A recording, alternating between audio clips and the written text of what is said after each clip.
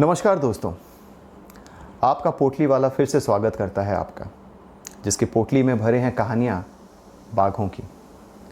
आज तक हमने कहानी सुनी मध्य प्रदेश के जंगलों की और दक्षिण भारत की, लेकिन आज मैं आपको लेके चलता हूँ अपने ही देश, अपने ही मिट्टी, ओडिशा के जंगलों में।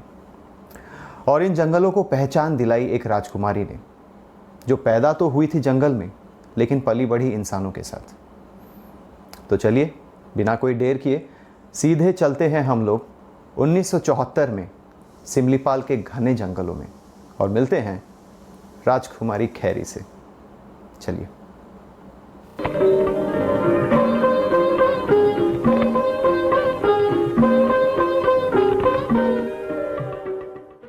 तीन अक्टूबर 1974, सर्दी का मौसम था और जंगल में घना कोहरा था।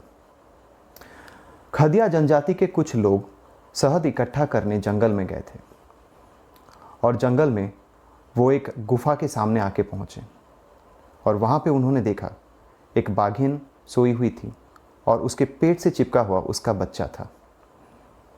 बाघिन को देख के ये लोग घबरा गए और इन्होंने चिल्लाना शुरू कर दिया। इसी आनन फानन में बाघिन भी डर गई और वो बच्चे को छोड़ के आगे चली गई, इस उम्मीद में कि बच्चा फिर से लौट के गुफा में चला जाए। लेकिन ऐसा हुआ नहीं। तकदीर में तो कुछ और ही लिखा था। उनमें से एक हदिया ने भागकर उस बच्चे को पकड़ लिया और अपनी टोकरी में डाल दिया। बच्चा सहमा हुआ था तो वो चिल्ला भी नहीं सका। अगर बच्चे ने आवाज़ दी होती तो माँ लौट के वापस आ जाती, लेकिन ऐसा हुआ नहीं दोस्तों, क्योंकि एक राजकुमारी का जन्म हुआ था। अब इस बाघ के बच्चे को इन लोगों ने पकड़ के अपने साथ ले आया अपने गांव में, लेकिन उनको बहुत डर था क्योंकि उन्होंने एक बाघ के बच्चे को ले आया था। उनको पता नहीं था उसके साथ क्या करना है, तो उन्होंने सोचा उसे जाके जस्सीपुर के फॉरेस्ट गेस्ट हाउस में दे देने के लिए फॉरेस्ट ऑफिसर्स को। तो अपने गांव से उन्होंने चलना शुरू किया 50 किलोमीटर जस्सीपुर की तरफ। बहुत लंबा सफ़र था, जंगल से था, इनको 2 दिन लग गए। 5 अक्टूबर सुबह सरोजराज चौधरी के पास पहुंची खैरी। एक फॉरेस्ट जिप्सी में पीछे एक छोटे से टोकरी में चेन और रस्सियों से बंधी हुई खैरी। सरोजराज चौधरी ने जैसे ही उसके हुड को निकाला तो सामने एक छोटी सी नन्ही सी बाघिन की बच्ची थी, जो बहुत डरी हुई थी, सहमी हुई थी और भूखी हुई थी। इतने सारे इंसानों को एक साथ देख के उस बच्चे ने गुर्राया। अपने छोटे छोटे दांतों से उसने डराने की कोशिश की। सरोजराज चौधरी समझ गए कि बच्ची डरी हुई है, तो उन्होंने उस टोकरी को फिर से ढक दिया, सबको दूर जाने के लिए बोला और फिर हल्के से टोकरी को बाहर निकाला और देखा उस छोटे से बच्चे की तरफ। उनके आंख में ममता थी और बाघ की आवाज़ में उन्होंने हल्के से 2 बार उस बाघिन को पुकारा। अचानक से खैरी का जो चेहरा था वो शांत पड़ गया। उसने देखा एक इंसान की आंख में वो ममता जो उसने अपनी माँ की आंखों में देखा था। फिर क्या था दोस्तों, सरोजराज चौधरी ने उसे उठा लिया अपनी बाहों में, उसके गले में लगे हुए चेन को निकाला और उसकी रस्सियों को खोल दिया। अब पहली बार खैरी इंसानों की दुनिया में आ चुकी थी। उसे भी पता नहीं था कि वो ये दुनिया कितना बदल देने वाली है। और यहाँ से शुरुआत होती है दोस्तों एक लेजेंडरी स्टोरी की, जिसने 2 लेजेंड बनाए, सरोजराज चौधरी और राजकुमारी खैरी। सरोजराज चौधरी और उनकी पत्नी निहार को एक बेटी मिल गई थी खैरी के रूप में। और खैरी जब उनकी ज़िंदगी में आई तो उनके ज़िंदगी में खुशियों की बहार आ गई। सरोजराज चौधरी जो फील्ड डायरेक्टर थे सिमलीपाल टाइगर रिजर्व के, उनको बहुत जिज्ञासा थी बाघों के जीवन के हर पहलू को जानने के लिए, और खैरी ने उनको ये मौका दिया। सरोजराज चौधरी ने एक टीम बनाई और उस टीम में कुछ लोग थे जो 3-3 घंटे के शिफ्ट में काम करते थे और इन 3-3 घंटों में वो लोग निगरानी रखते थे खैरी के हर एक दिनचर्या पे। वो लोग उसको नोट करते थे एक रजिस्टर में। वो देखते थे खैरी ने क्या खाया, कितनी देर खाया, पानी पिया तो कितना पिया, चली कितना चली, उसने कान हिलाया या पूंछ हिलाया, वो सोई किस तरफ सोई, दाएं या बाएं। इतने छोटे छोटे चीज़ों को भी उन्होंने उस डायरी में लिख डाला और इस तरह सरोज जी जुड़ गए खैरी के ज़िंदगी के हर एक पल से। नन्ही सी खैरी पली बढ़ी सरोजराज चौधरी और उनकी पत्नी निहार के लाड़ प्यार से। जस्सीपुर का फॉरेस्ट रेस्ट हाउस और उसके आसपास के जंगल उसके खेलने की जगह थे और कभी कभी वो खेल लेती थी अपने माँ के साथ, यानी निहार के साथ, और लुक्का छुपी उसका सबसे प्रिय खेल था। और पापा आते ही अब खैरी बदमाशी छोड़ के सीधे पापा की तरफ लपक पड़ती थी। माँ के पल्लू से खेलना अच्छा लगता था खैरी को। उस पल्लू में उसको वो ममता मिली जो कभी जंगलों में उसको अपनी माँ से मिल जाती। पीछा करती रहती थी घंटों उसका।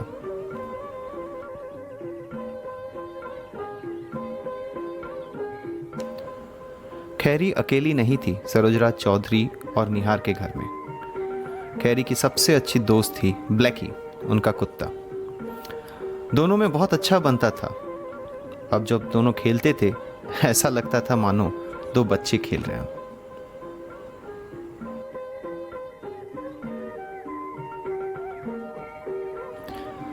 ताउम्र रही ब्लैकी और खैरी की दोस्ती।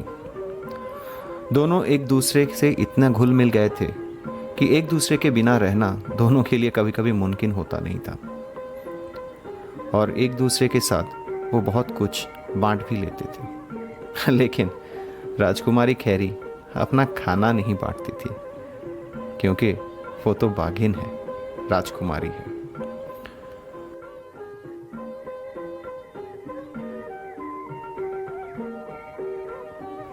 खैरी खाना खाती थी सिर्फ निहार के हाथ से। माँ के हाथ में जो ममता है वो और कहाँ।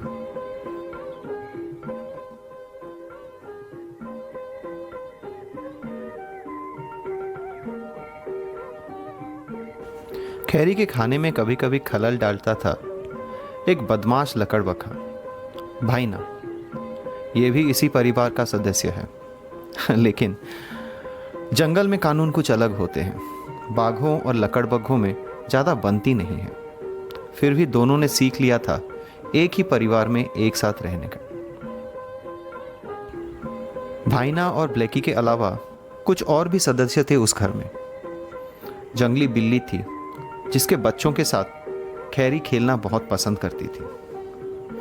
जंगलों में ये जानवर दुश्मन हो सकते हैं, लेकिन सरोजराज चौधरी के घर में सब एक साथ रहते थे। उनके घर में एक अजगर भी था और एक भालू भी था, जंबो। और एक छोटी सी मेहमान थी उनके घर में, एक छोटी सी हिरण की बच्ची। उसका नाम था माणिक। माणिक के साथ खैरी बहुत अच्छे से घुल मिल गई थी। कहीं ना कहीं वो उससे ईर्ष्या भी करती थी, क्योंकि माँ निहार थोड़ा प्यार तो कर लेती थी, लेकिन उसको लगता था कि ज़्यादा प्यार तो वो उस हिरण के बच्चे को करती है। 1976 खैरी अब 2 साल की हो चुकी थी और वो सरोजराज चौधरी के साथ जंगलों में भी जाने लगी थी। ऐसे ही एक जंगल के ट्रिप में जब सरोजराज चौधरी और उनकी पत्नी निहार खैरी के साथ कैराकच्चा कैंप में थे, तो एक ऐसा वाकया हो गया जो सरोजराज चौधरी और खैरी दोनों को हिला के रख दिया। जब ये लोग कैंप में बैठे हुए थे तो खैरी कोई आवाज़ सुन के विचलित हो गई और सीधा वो दौड़ पड़ी जंगलों की तरफ। उसके पीछे पीछे सरोजराज चौधरी भी दौड़ लिए और उनके कुछ स्टाफ उन्हीं के साथ ले लिए। उन्होंने बहुत ढूंढा खैरी को, लेकिन खैरी मिली नहीं। शायद किसी हिरण के पीछे भाग गई थी। ढूंढा गया खैरी को कुछ घंटों तक। शाम घिर आई, खैरी नहीं लौटी। इस तरह से एक दिन गुजर गया। निहार और सरोजरा चौधरी बहुत दुखी थे। वो डर रहे थे कि खैरी कहीं मुसीबत में ना पड़ जाए। खैरी बाघिन तो थी लेकिन जंगली नहीं। अपना सुरक्षा नहीं कर सकती थी वो जंगलों में। ऐसे एक दिन गुजर गया, दूसरा दिन भी। और दूसरे दिन शाम एक खबर आई कि एक बाघिन दिखी है कैंप से कुछ ही किलोमीटर दूर एक रोड के किनारे। सरोजरा चौधरी सीधे चल पड़े उस तरफ। और फिर क्या था, उनकी बेटी उनके सामने थी। खैरी खड़ी थी रोड के किनारे। उनको और निहार को देख के वो सीधा दौड़ पड़ी उनकी तरफ। निहार के गले से लिपट गई, जैसे एक बच्ची अपने माँ से लिपट जाती है बहुत दिनों बाद मिलने से। दोनों माँ बेटी का प्यार परवान चढ़ने लगा और वहीं पे दोनों बैठ के लोटपोट होते हुए। कुछ देर बाद खैरी को कुछ खाने को दिया गया। निहार ने खुद अपने हाथों से खिलाया और फिर उसको जीप में बिठा के वो वापस कैंप ले आए। तो ये था पहला एडवेंचर खैरी का जंगलों में, बिना अपने माता पिता के, मतलब सरोजरा चौधरी और निहार के। ऐसे बहुत सारे वाक़ये हुए उन दोनों की ज़िंदगी में जो एक पहचान बन के रह गई इस कहानी का। 3.5-4 साल की खैरी अब जवान हो चली थी। उसके बर्ताव में बदलाव दिखने लगा था पापा को, और उनको समझ में आ गया था कि अपनी बेटी के लिए अब उन्हें एक साथी ढूंढना पड़ेगा, और वो लग पड़े इस काम में। Ravana and Chahala, report tiger evidence. Over. Control from Janabil. No report on tiger. Out. Control from Chahala. Evidence of a big male. Kill yesterday afternoon in Fondant Valley. Rock. Clear Pugman. अनेक प्रयासों के बावजूद सरोजरा चौधरी सफल नहीं हो पाए अपनी बेटी के लिए एक साथी ढूंढने में। फिर भी उन्होंने कोशिश जारी रखी। इन सब प्रयासों से अनजान खैरी अपने ही दुनिया में मस्त थी। वो घूमती थी आसपास के जंगलों में, खाती थी और खेलती थी अपने दोस्तों के साथ। लेकिन कहीं ना कहीं उसको एक साथी की तलाश भी थी। 1981 आते आते खैरी 6 साल की एक बाघिन बन चुकी थी और उसने अपनी मौजूदगी का एहसास दुनिया को दिला दिया था। दूर विदेशों से लोग आते थे उससे मिलने, और बच्चे भी उसे चिट्ठियां लिखा करते थे। लेकिन अचानक हुए एक हादसे ने उसकी ज़िंदगी और इस कहानी पे विराम लगा दिया।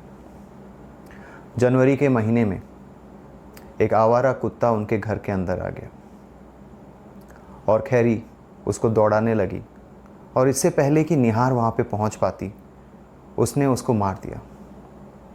जब निहार खैरी के पास पहुंची तो खैरी के मुंह पे उस कुत्ते का खून लगा था और बहुत देर हो चुकी थी। खैरी को ये पता नहीं था कि उस कुत्ते को रेबीज था। निहार बहुत विचलित हो गई इस वाक़ये से और उसने खैरी को अलग रखने का निर्णय कर लिया। उस दौरान सरोजरा चौधरी नहीं थे जसीपुर में, और जैसे ही वो लौटे उनको खैरी के बारे में कुछ ज़्यादा बताया नहीं गया। आने वाले दिनों में खैरी की तबीयत बिगड़ने लगी। मार्च के महीने में उसकी तबीयत इतनी बिगड़ गई थी कि वो ज़्यादा चल फिर भी नहीं पा रही थी। 28 मार्च 1981 खैरी ने अपना आखिरी सांस लिया। एक कहानी तो अंत हो गई, लेकिन एक इंसान जो इस कहानी के साथ जुड़ा था अंदर ही अंदर मरने लगा। खैरी के जाने के बाद सरोजरा चौधरी टूट गए। उनका भी तबीयत खराब होने लगा और अगले ही साल 1982 में उनका भी देहांत हो गया। बेटी को ढूंढते ढूंढते पापा भी चले गए। लेकिन सरोजराज चौधरी और खैरी ने एक मिसाल रखी। जानवर और इंसान के बीच बनने वाले रिश्ते में उन्होंने मिसाल दी कि इस दुनिया में जानवर और इंसान एक साथ मिलकर रह सकते हैं। हम में भी वही जज्बात होते हैं जो उनमें होते हैं। खैरी तो चली गई, लेकिन पीछे छोड़ गई अपना लेगेसी, जो आज भी सुनाते हैं मेरे जैसे लोग इन कहानियों में। और जब तक सिमलीपाल रहेगा, खैरी गूंजती रहेगी उसकी बातियों में। खयरी खयरी खया खयरी, खयरी खयरी खया खयरी, खयरी खयरी खया खयरी, खयरी खयरी खया खयरी, खयरी खयरी खया खयरी, खयरी खयरी खया खयरी, खयरी खयरी खया खयरी, खयरी खयरी खया खयरी।